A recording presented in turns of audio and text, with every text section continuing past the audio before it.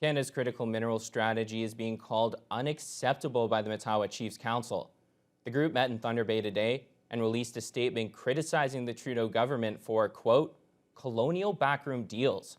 The Chiefs are also calling for a dedicated federal table to prepare for the development of critical mineral deposits, including the Ring of Fire. Lee Noonan has the story. Canada's $3.8 billion critical minerals strategy was released last Friday, and every Matawa chief here at the Prince Arthur Hotel expressed shock at seeing that announcement in the media. Like, we should have been the first to know, and we should have been involved in this whole strategy in the beginning. Not only not just to hear it, like, when it's all said and done.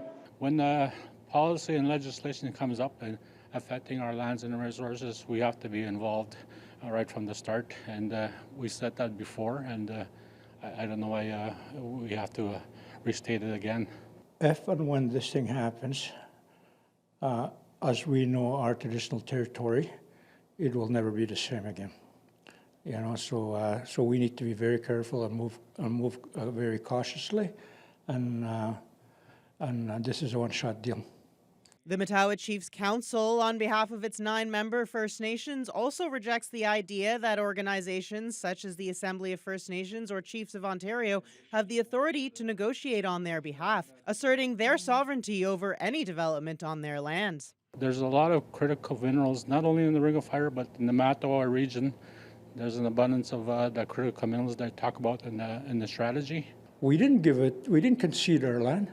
We were willing to share at the initial stage in the treaty. So they totally do not honor our treaties, and they should be honoring it. Another area of concern is the lack of resources First Nations have to meaningfully engage in the development process. Ontario and Canada have all kinds of lawyers to write up those whatever they're going to do, and First Nations, no.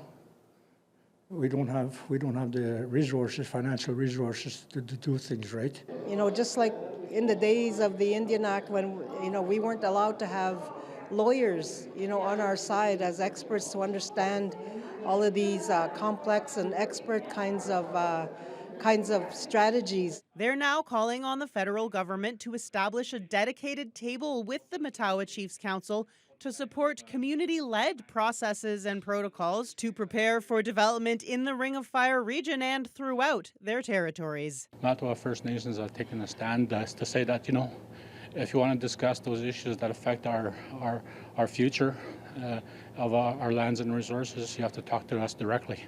Lee Noonan, TBT News.